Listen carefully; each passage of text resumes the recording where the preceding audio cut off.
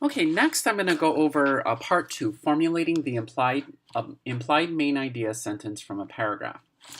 So you may notice that sometimes when you read a paragraph, there is no specific main idea sentence. So what do you do?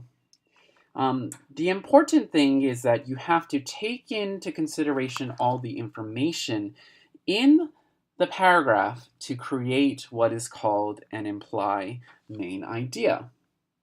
So this is when authors imply their main point rather than stating it in a single sentence, and the reader must formulate that sentence to express the author's main point.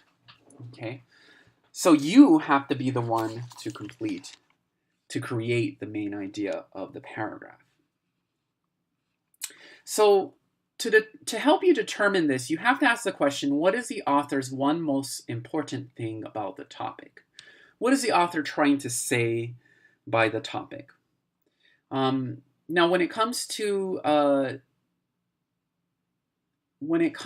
difference between a main idea sentence and an implied main idea sentence, they both identify the most important thing about the topic, but it is the reader who formulates it in a implied main idea sentence. Okay.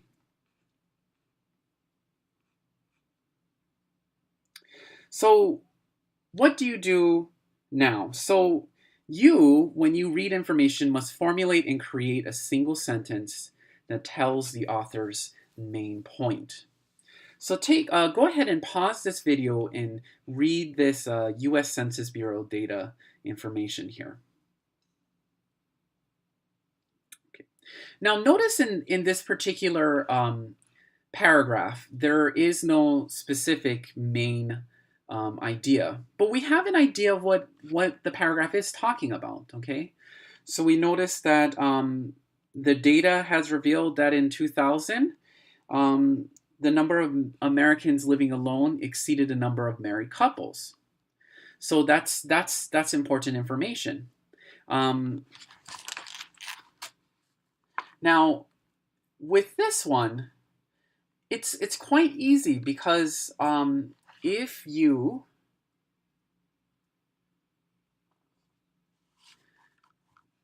take a look over here, this is sort of the implied. If there were many significant changes in the U.S. Bureau data by the year 2000, okay? This sums up all the information in this paragraph. Now, the first sentence in this paragraph talks about living patterns. That's kind of specific information. The next sentence talks about not surprisingly, the number of single parent households also continue to rise. So this is also detail. And in addition, there was a staggering increase between 1990 and 2000 in a number of cohabiting couples. So all of this information is supporting that there are many significant changes in the Census Bureau by 2000. So with this, you are looking for sort of a general idea of what does all this information in this paragraph mean. So when you read any paragraph, you need to first look for the stated main idea. If you don't think there is one, then think about how you, the reader, could formulate a sentence that expresses the author's main idea. Now, we do have some techniques that you can use to create your own main idea.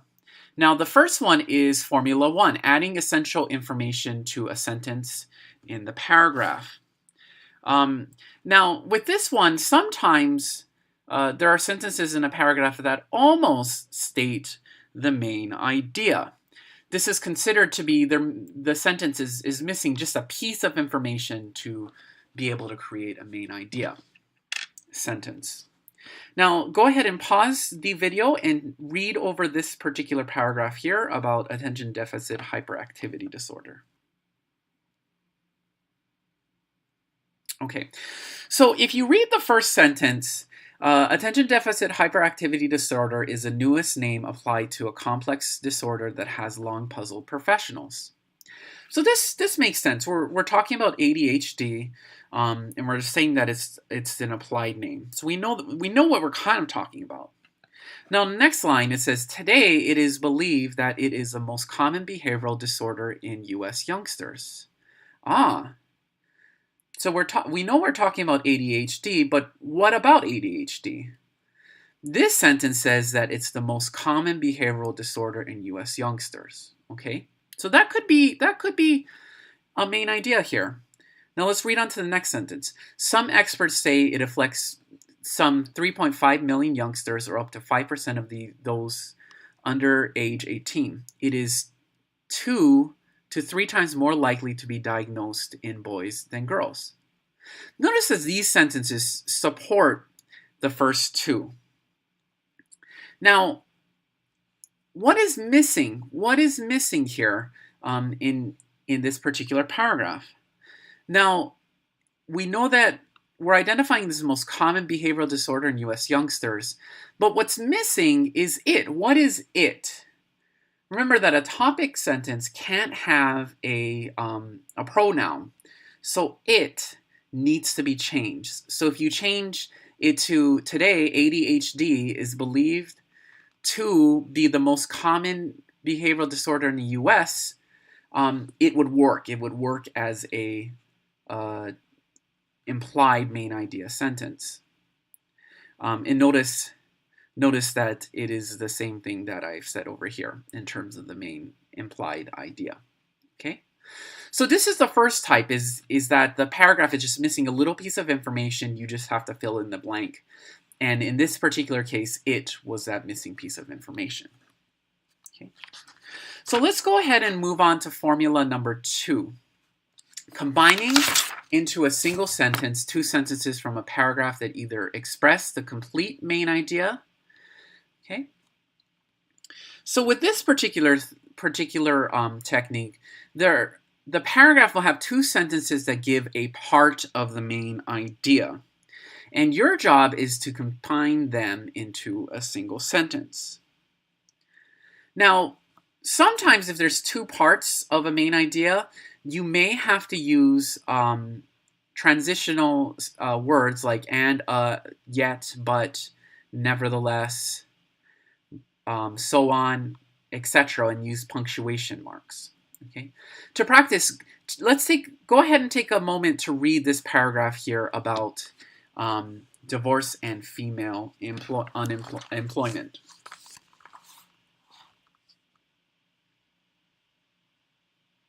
Okay, so let's take a look at this. So in this particular sentence, the risk is higher when the wife works, particularly the risk of divorce is higher when the wife works, particularly if she works in an unconventional or traditionally male occupation.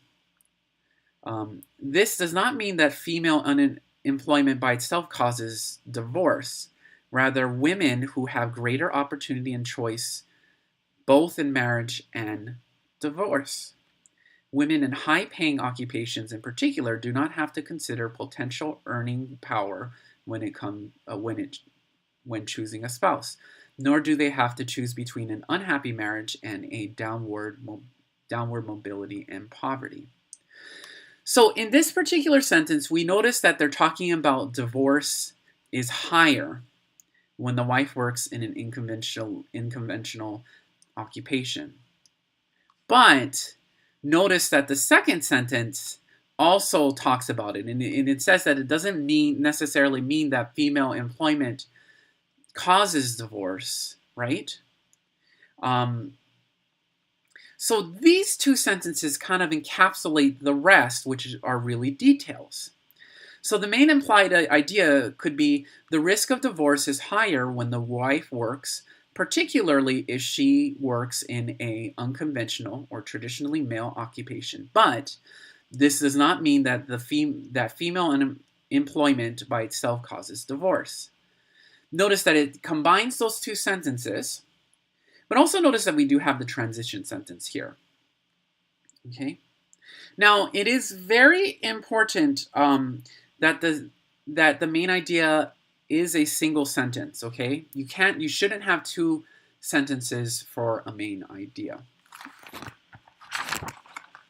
Now, the last formula we're going to cover is summarizing details into one general statement, or combining several important ideas into one sentence. Okay?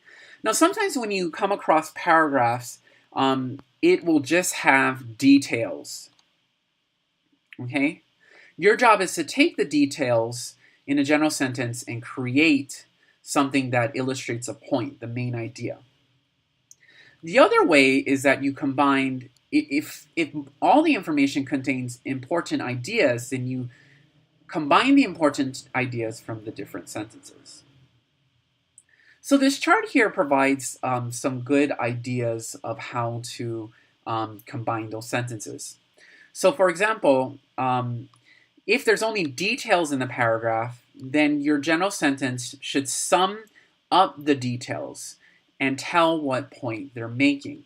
So that's quite important, okay? So it's summing up the details in the paragraph. Now, if there are important ideas sped throughout the paragraph, then you combine those ideas into one sentence. So now take a moment to read this paragraph here about changes you would expect in your own life. So what do you notice about this particular paragraph here? Now, you may notice that all of the information here are details. This is just detail information. Only details. Now, what are the details talking about? Now, we notice, we see here that the author is talking about changes in your life, right? We notice that the first sentence, you may change your job 10 times or more. You may move your place of residence more frequently. You will be married at least once and possibly 2 or 3 times. You probably have 1 or more child. You'll experience loss of family members through death and dissolution of relationships. You may have a spouse whose needs conflict with your own needs. Family members may view the world differently than you and challenge your perceptions. When your life appears to be most stable and calm, unexpected changes will occur. So we know that the theme is changes here. Now, changes in your life, right? But what else? What else does the paragraph talk about? It talks about relationships. So let's take a look at this implied main idea. So the first main idea is there are many different kinds of changes which the details support, right, in your lifetime that will affect your relationships with others. Fits well. The other implied main idea is in your own lifetime, you will experience many kinds of changes that will affect your relationships with others. Fits well too, okay? So this is when you have a paragraph that just gives details, and it's your job to figure out, well, what do the details mean? Okay. Now the second example, go ahead and pause this video and take a look at this second example here about John Cage. Okay, so notice that John Cage is a composer. So he's a composer of what? He's a composer of avant-garde music. Okay, so he's a composer of music. Now, the rest of it kind of supports avant-garde music that he's a composer. But notice there's something a little bit different in the last sentence here, which is that people may not know that Cage was also a talented artist. Okay. Now, if we compose these two main ideas, we get the implied main idea, which is John Cage is best known as an avant-garde American composer, but he was also a talented artist. Okay. So altogether, we covered Formula 1, which talks about adding essential information, or just there's a missing piece to the information, and you add that information to create an implied main idea. Formula 2, which tells you to combine 2 sentences together to make the implied main idea. And Formula 3, which tells you to summarize details in one general statement or combine important idea information into one statement as well. All right, well, I hope this has helped you to understand implied main idea statements. Please let me know if you have any questions.